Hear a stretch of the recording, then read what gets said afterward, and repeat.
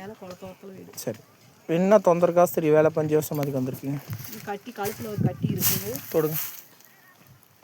இந்த கட்டிக்காக வந்தேன். கட்டி கொஞ்சம் கையை கீழே இருக்கும். இப்போ நேற்று இருந்துக்கு எப்படி இருக்குது? வந்ததுக்கு கொஞ்சம் பரவாயில்லாமல் இருக்குது. எப்படி பரவாயில்லன்னு சொல்கிறீங்க? கட்டியும் கொஞ்சம் குறைஞ்சி இருக்குது. சரிங்க. ஆனால் வலி இல்லை. ஆனால் கல்லாட்டம் இன்னும் அப்படி கல்லாட்டத்தை. சரி, முதல்ல எப்படி இருந்ததுங்க? அப்படியே பெருசாக கல்லாட்ட அப்படியே இருந்துச்சு. வந்ததுக்கு வாட்டம் கொடுத்துருக்குது. சரி. ஆனால் வலி இருக்குது.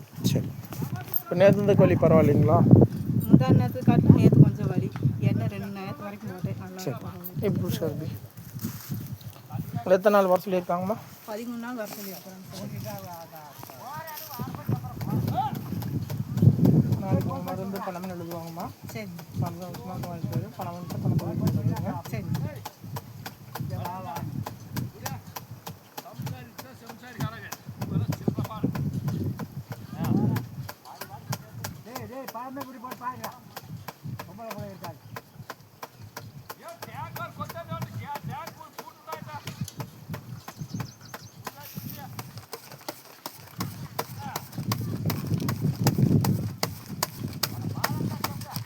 அந்த கட்டியோட ரொம்ப கல்லாட்டு அது கொஞ்சம் குறைப்பு மாறி இருக்குங்களா? ஓரளவு கொஞ்சம் குறைப்பாங்க. கட்டியும் கொஞ்சம் குறைஞ்சிருக்குது.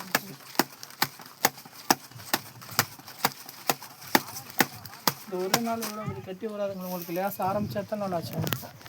ஆரம்பிச்சு நான் கவனிச்சது வந்து 5 நாளைக்குள்ள தாங்க சார் கவனிச்சு. இல்லைம்மா, அந்த 15 நாளைக்குள்ளே கவனிச்சாலும் ஒரே நாள் உங்களுக்கு இவ்வளோ அப்படி கட்டி வராதுங்களே.